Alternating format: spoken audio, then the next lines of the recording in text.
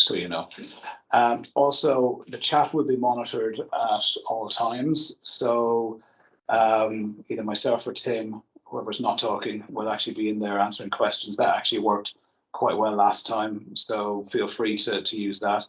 We will obviously have a Q&A session at the end. And again, this is the second time we've done one of these events, and that was very involved last time and very useful. Actually, brought a lot of interesting scenarios and discussion. So it's for everyone here. It's good. It's good to share, and there's no silly questions, because it's amazing the variety of knowledge people have, from knowing everything about DMARC and SPF and DKIM to actually knowing, they exist, but that's about it. And why should I worry about them now? So it's going to be pitched somewhere in the middle. I'm Niall, by the way. I think you all know me, Niall Mackey. You're all on mute at the moment. However, at the end of the session, the Q&A, I'll unmute all your speakers and cameras, so you can engage obviously properly, and not just through chat. So I think we'll actually kick off now. It's 4 minutes past, so I think we're ready to rock and roll. So where this came out of was, I suppose, last year. I was getting some questions, queries from people, and hearing people in support saying we were asking about DKIM and DMARC, and something had changed. And so I suppose what today's session is, and I investigated, something had changed, and we had to respond to that. And it didn't really affect us as an organisation, because we already were handling SPF and DKIM, DMARC correctly, but some of the email providers weren't up to that time. That's what changed. And also the dynamics of what happened during COVID, etc. So what I'm going to do today is take you through kind of demystifying DMARC, as it says on the tin. The agenda will be kind of overview of, again, forgive me for people who know this stuff, an overview of SPF, DKIM and DMARC, kind of just what they are, the definitions, rather than going into any detail beyond that. Tim will do that later. Then why is this important now? The solution, like how you can actually deal with these problems, it's actually quite straightforward. It just requires a bit of organization knowledge. And then Tim will actually do a demo showing you how he would approach it, how we would do it, what can be done, and what's the process. And then we'll have an open Q&A. And again, this was very useful last time, so feel free to work away. There's actually some people, I think, on this call already, or the WebEx, that have actually been through this process. So it'll actually be useful maybe during the Q&A, maybe they can talk about their experiences as well, perhaps, as to the challenges and the issues they faced and how they found working with the guys, Tim and his team. So yeah, like I say, as much collaboration, as much sharing as possible, and people will get the most out of this session. So let's kick off. So SPF, so Sender Policy Framework. The official definition is the first framework, and it's designed to tell a receiving mail server whether or not the IP address that the email was sent from is authorized to send email for your domain address.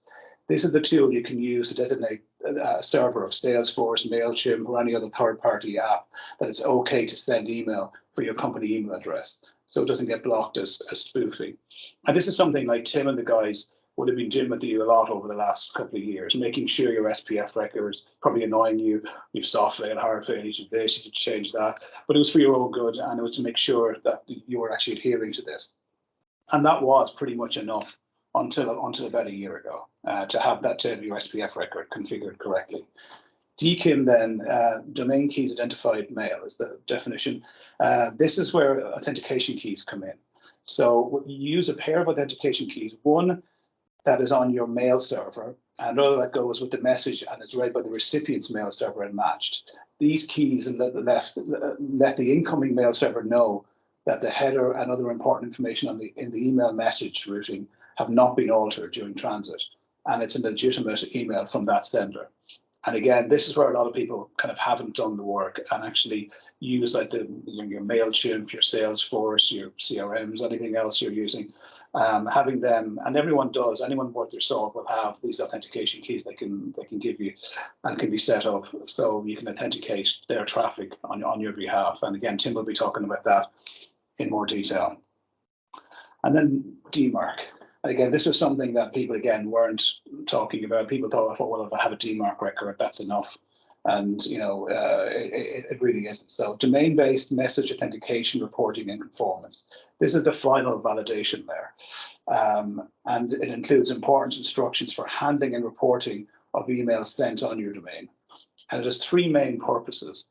Verify that a message has passed both SPF and DKIM authentication. Also tell the receiving mail server what to do with the messages that don't meet authentication, i.e. spoof mails, and give instructions to the receiving mail server to report back to your mail server about messages that either pass or don't pass authentication. And again, Tim will go into this about the different modes, different states like none, quarantine, and reject, and when you go from one to the other, and what they actually do. So, why is this important now? Well, the first thing was we started, like I said, we started getting calls in from you guys, from our customers. We just had a security audit, and the auditors are saying that we are vulnerable to impersonator fraud because we don't have sufficient protection on our MX domains, and our DMARC policy should be at reject. And like, what the hell is that? And how do I get it there as soon as possible? Our users are complaining their emails aren't reaching their intended recipients, and they're ending up in quarantine, spam, or the other folders, you know, in 365. Is there anything we can do to resolve this? I'm getting serious brief from the sales and marketing directors.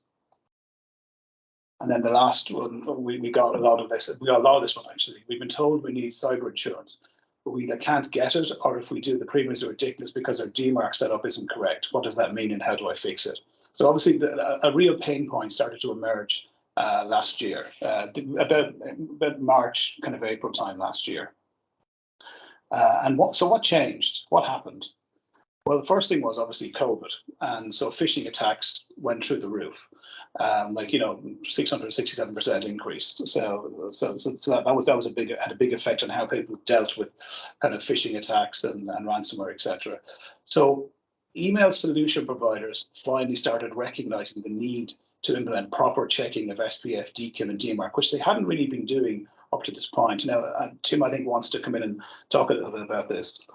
Yeah, so a couple of years ago, maybe 2-3 years ago, Gmail started implementing checks on SPF records. So inbound email had to have some sort of an SPF record. Good, bad, or indifferent, it had to have a record there. And we kind of noticed emails from our clients, and we're delivering to Gmail, were queuing. They weren't accepting or temporarily rejecting email. So essentially, this has kind of developed on now, and people are looking at SPF, they're looking at DKIM, and they're looking at DMARC. 365, Microsoft 365 have a funny way of looking at certain security elements, especially the likes of SPF records. They seem to accept in hard fail SPF records and mark them as spam, whereas hard fail SPF records should be rejected out and as a failure.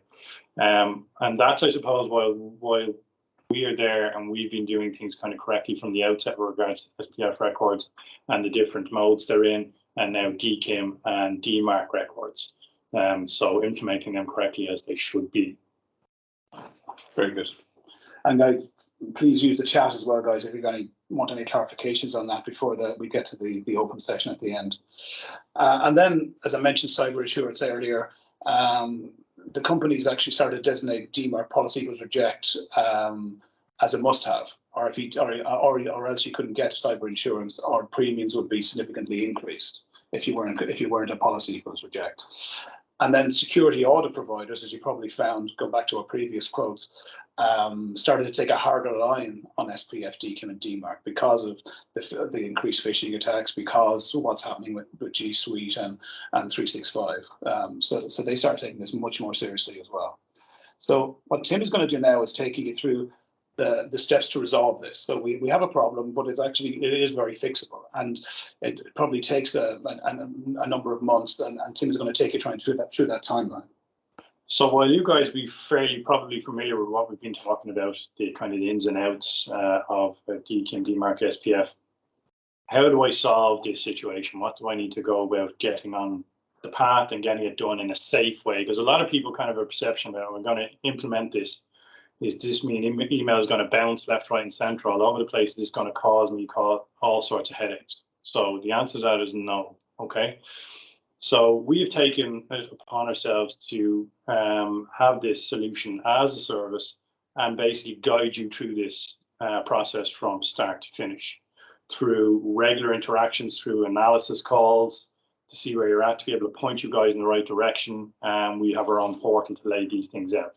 So step one of this process is getting you set up in an almost data auditing mode. So policy set to none. So what we mean by policy set to none is you're essentially telling third parties that receive email from your domain not to implement a policy on it. So don't quarantine it, don't reject it, but to report back, okay? And to report, they report back by looking up your DMARC record. So we give you a DMARC record to put in place that contains 2 email addresses. So email addresses for aggregated reports and email addresses for forensic or failure reports. So when they receive an email, be it display address or envelope address from your domain, if they're set up, which most people are now, there's like almost like a 70% compliance rate out there for reporting back. They report back to these email addresses that they see in the DMARC. It comes to our platform, we parse the information, lay it out, so it's nice and simple. So what we do is at the initial outset, 4 to 6 weeks, we gather data on your behalf, okay? Literally, that's all you're doing. No email is bouncing or being rejected or being black-holed. Essentially, we're gathering that data. Then we arrange to have an analysis call and we go through the data that we have found with you guys, okay? So we have it in a portal where it's laid out. We'll see what's already in compliance, so what's good and doesn't need your attention, what's non-compliant. So there'll be stuff in there that you recognize that it's not in compliant, and we'll point you in the direction you need to go to get that into compliance, what needs to be done. And then there'll also be stuff in there that you don't know about, where certain departments within your organization may take a flyer and set up a MailChimp account that you don't know about, or a Salesforce account, or something that you're unaware of. But we're going to be able to point you in the right direction to where you need to go, who's doing that, and who you need to speak to either bring that into alignment with your policy, or decide you want to shut that aspect down and they're going to use something else that's more within your policy to use and say to use. So we're going to lay all that information out in a nice visible way. Our first analysis call, we've been on, myself, my colleague Damien Holmes, we got through everything with you on the portal. It's all laid out. I'm going to give you a look at the portal at the end of this chat. And yeah, we're going to show you exactly what's going on with your data, complete visibility. Once after we have the initial call, another 2 to 3 weeks for you guys to get the few bits and pieces that you need to get into policy alignment. So into that DMARC alignment and compliant policy or compliant call, okay? And then once you're happy that you've got everything that you want to have in compliance, we move on to policy equals quarantine. So this is the first step where you're telling third parties now, if they receive an email from your domain and it's not in alignment, they're obliged to quarantine it on their side, okay? And then we kind of go through the report, another 2 weeks, have a look at the report and see if anything else has cropped up, anything else has raised its head that needs your attention. If not, our recommendation will be to get you moved to policy reject, because at this stage, you've got everything you want to get into alignment. And we now want to get you to the gold standard where your reputation is bulletproof and you move to policy reject, meaning that any third parties out there receiving email from your domain will reject it if it's not in alignment. This is also how you affect those bad actors out there who are spoofing your domain to third parties. You can't affect that at the moment if you don't have a DMARC policy or DKIM keys or anything like that. You cannot affect that. Simple. By getting yourself to a policy of reject, you shut that down. You shut their ability down to be able to spoof your display address, spoof your envelope address to third parties. Okay, so your reputation is being protected there. We're protecting you inbound with regards to anybody trying to spoof you inbound then. And then your outbound, if you're sending outbound through us or sending outbound through 365 or whatever, because you're being DKIM signed, your reputation is deemed gold standard and bulletproof. So there are the steps. Steps 1, 2, 3, 4, and 5. There's no set time period on this either. It really depends on the amount of time and resources you have to throw at this. And by virtue of the fact that we do this as a service means that we can do this with you simply, quickly, safely, and with the knowledge just to guide you through each part, rather than you having to kind of deal with this, whether you have subscribed to a portal and you've got to deal with it all yourself and figure it out, or whether you're accepting the data back to email addresses and you're trying to look at that data and it's like looking into a hedge trying to decipher all that stuff. Where do I start? Where do I begin? We take all the pain out of it. So basically hold your hand for a period of maybe 3 months, maybe more, to get you to policy from none to policy reject. And simple as that. From that point, then it's ongoing monitoring of your setup. So once you get to reject, it's not over as such. The main crux of it is over, but you got to continue to monitor what's going on with your data. And our system does that as well. So we can issue you bi-weekly, monthly reports regards to what's happening. Is something else cropped up? Is someone else taking fire in your organization and they've set up a new Salesforce account or something else that you don't know about? That will be highlighted instantaneously. So the idea is you get complete visibility over who's doing what with email, using your domain in your organization, and stopping people that are unauthorized from doing so. Simple as that. Great. Thanks, Tim. And so with that, when you get to policy equals reject, what that gives you is visibility of all your email flow, control over all sending services, security of your email sending domain, and you improve deliverability. So basically, you're getting into people's inboxes that you want to get into. You're not getting into spam or other, etc. So what we're going to do now is Tim is going to actually take you through kind of an example of looking at what the portal looks like and how you do it. So I'm just going to switch over to Tim now. Perfect. 10 seconds.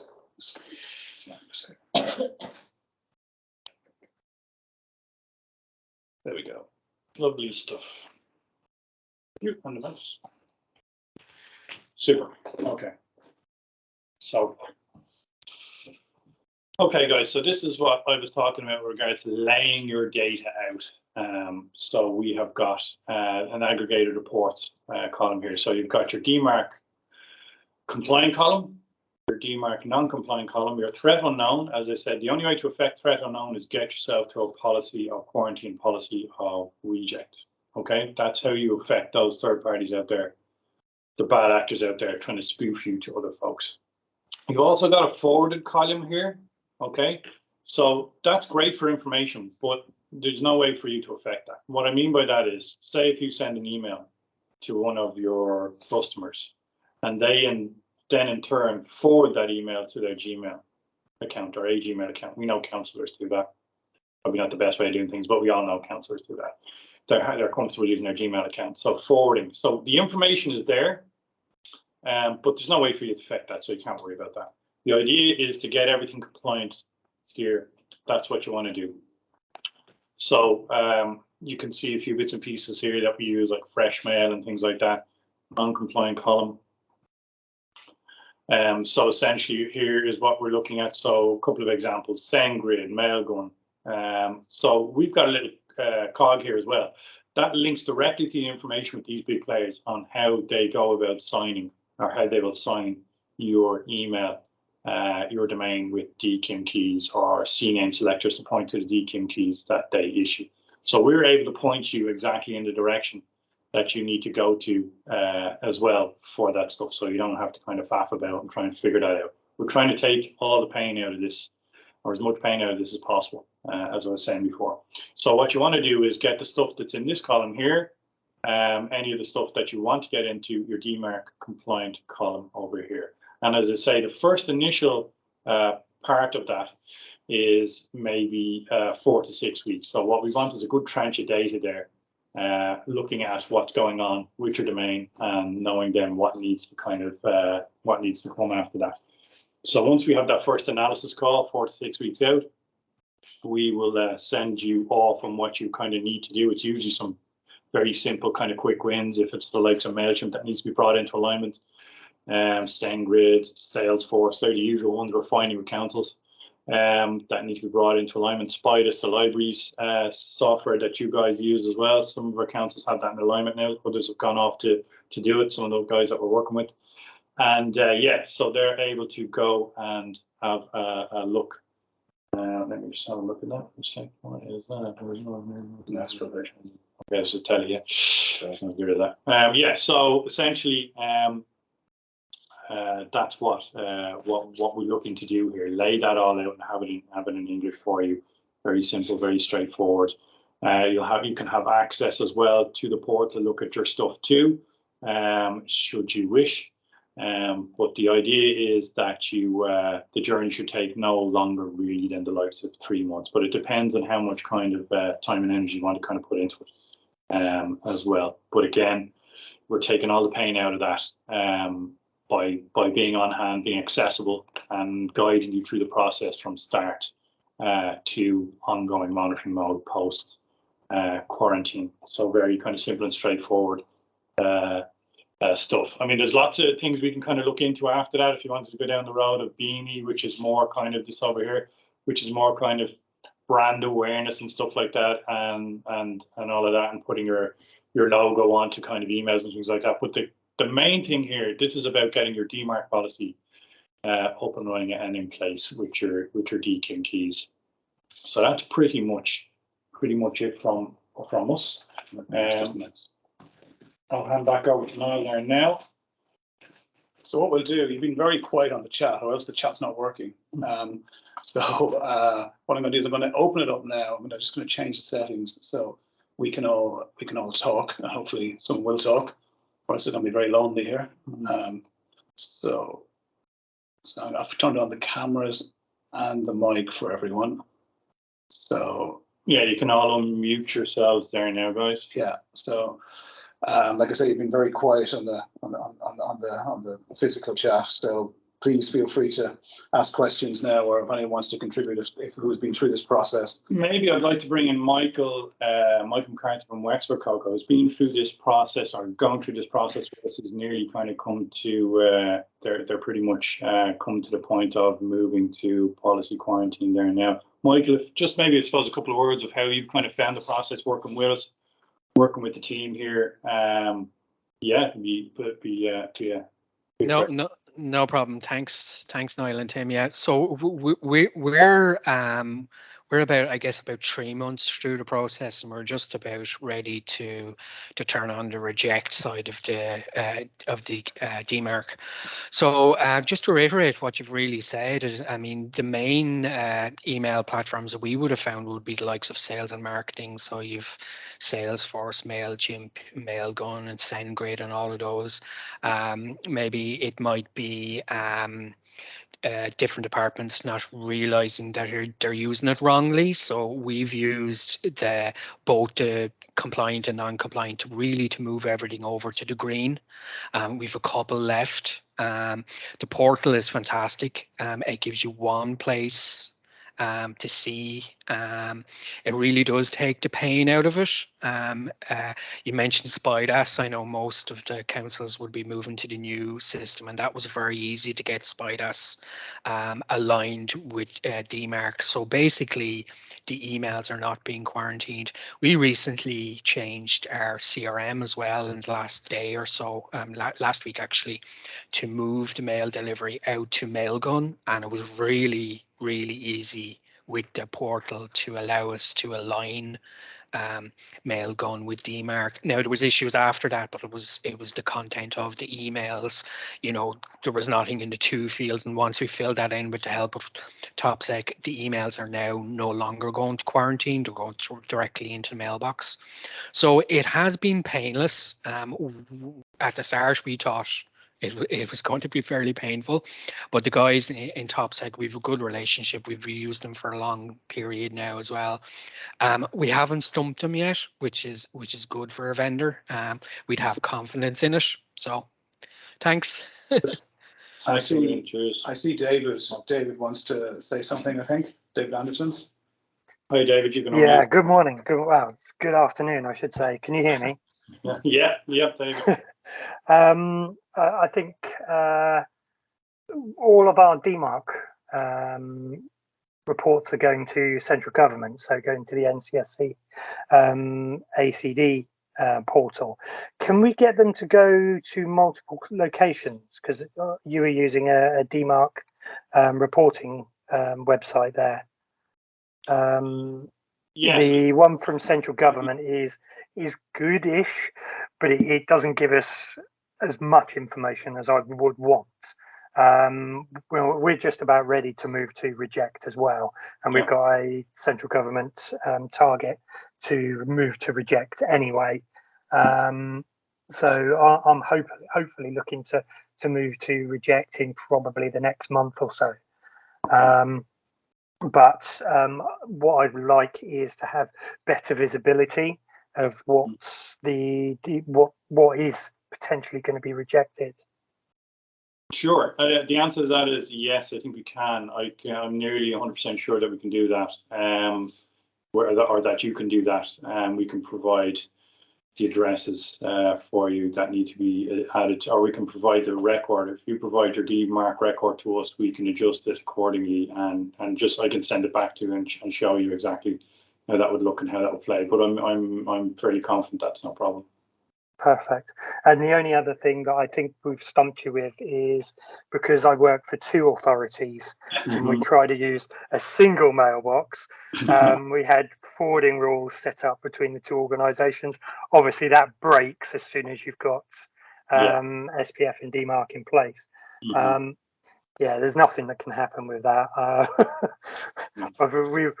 Both organisations have just, the IT in both organisations have just accepted we're going to have to manage two mailboxes and that's it. Quite a lot of companies are starting to move over to CNAMEs, which is a bit different. Are you going to be covering that in this session? So CNAMEs with regards to signing of... Yeah. So like the likes of, I think, MailChimp, give you CNAMEs to add to your zone files, which point to their issued DKIM keys that they use. So in some instances whereby you want to get a third party to sign on your domain, DKIM sign your domain, they offer you CNAME selectors to add to your zone files, which effectively works the same way. It's just pointing. So I think MailChimp, as far as I can remember, do things that way. Okay. All right, thank you. Cheers, David. Great, thanks, Dave. Anybody else? Don't be shy. Don't be shy, now, guys. Come on. There's no silly questions with this stuff. It's all very relevant. And if you've got the question, someone else is going to have the question as well. So yeah. Sorry, can I just ask if we're getting emails sent from a printer or a photocopier, how are those emails handled? So most providers will be able to do something with that. It really depends on the system. But if that email and photocopier is part of your network, within your network, that won't necessarily be an issue using your domain kind of outbound. It work like any other kind of mailbox. But if it's third party kind of off your network, as it were, it depends on the provider and how they go about doing that. But they're all well aware of kind of DKIM, DMARC and what's going on. So any reputable provider should be able to help you out with that stuff. Right. So if we're using AIR to using the SNTP settings from AIR, and we're using our local domain, I suppose will that work once this is set up? Yeah, so it depends again how it's kind of set up, where it kind of resides. So if it's outside your network and you're using AIR will be able to give you the information that's required to add to your zone file. If it's sitting kind of within your network, there shouldn't be kind of any issue there. But I can chat to you about that, Sean, off outside, and we'll have a chat and kind of figure out what's going on with regards to how that's routed and all that, because there's no right or wrong answer for that. If you get me, it really depends on the setup. Perfect. Okay, thanks, Tim. Go cheers, Sean. And like, feel free to ask questions. What we will do as well, just so you know, is we'll make Rianka will make a copy of this recording available. So again, people can have a link to it, and if they want to go over it or show it to somebody else inside their organisation, and also we can also send the presentation out as well. And obviously, we can organise individual sessions to go into your specific requirements and where you are. Some people are further along than others. Some people have different timelines, etc., and you know, might have different kind of personal questions they don't want to bring up in this environment. So we can handle all that for you, so you can get a copy of everything. So cool. Oh yeah. So the other thing actually that someone just mentioned there to me now is that there was actually a document sent out which you can make available as well from central government in November, actually, about this, and not just about DMARC, but DMARC was covered as a very important part of your security posture in regards to getting into policy equals reject. So again, actually, if you don't already have a copy of that, I can actually send a copy of that out to you guys. Thanks for the reminder.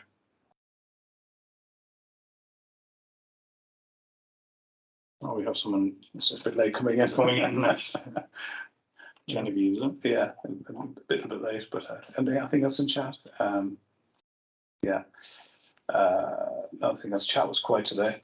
So look, I'm happy to stay on a bit longer, and so is Tim. If anyone has any questions, if not, sorry. Oh, it's a question. Someone's got a hand up. Okay, please go ahead. Yeah, Melissa. Yeah, that's me. Hi guys.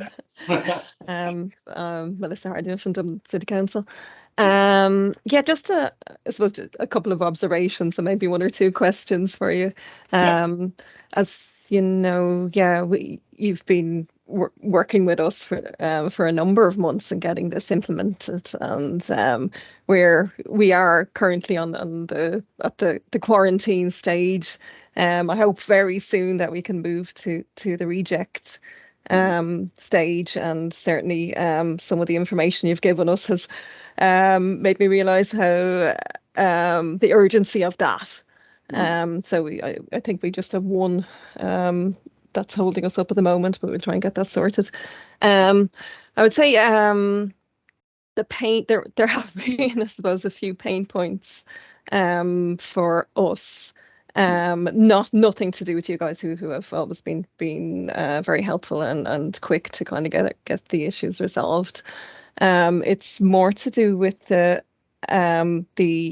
unknowns out there. I suppose we have a big organization. There were quite a few people that we discovered were using mail marketing companies that we were unaware of, including there are some kind of tricky situations where you might have different, for instance, MailChimp, you'd have different departments that have set up separate MailChimp accounts. And what we were finding was that you can only have one account authenticating through via DKIM per domain. So how the options that we had were to either have get the users to agree to have one master MailChimp account, for instance, with sub-accounts under it. Now, they didn't really want to do that. So we ended up having to set up several subdomains. So that's just an observation that people might come up against. Absolutely, Melissa. Yeah, it's something that we found early doors with you, self and Damien, going through that with Dublin City. Luckily, it's not something we've come across with some of the other councils we've been working with so far. But shadow IT is something you come across. Yeah, so that's one thing we should have highlighted. Actually, there's an unintended benefit as well. And one benefit, if you see it as a benefit, I think it is that you will actually get visibility of everything that's going on that domain. So you'll be pretty much every engagement we've had so far has found something that they didn't know was actually using the domain for sending out. And It's a bit of a surprise. Yeah. And I have to say, more and more are cropping up all the time, which is another thing that has been slowing us down from moving on. When you think you have them all sorted, another one will get in touch and say, why are my emails being quarantined? You know, this sort of thing. They, you know, explaining it to the users can be quite difficult as well. And you know, some of the providers have different ways of providing you with their keys and that. As you say, so the CNAME ones are actually the most straightforward ones. The ones that will just send you a CNAME record, you can get added to the zone. I was wondering about SPF. Is SPF kind of going out of fashion? Most of them are. Most of them are using DKIM. Some are using both, but I'm not altogether sure.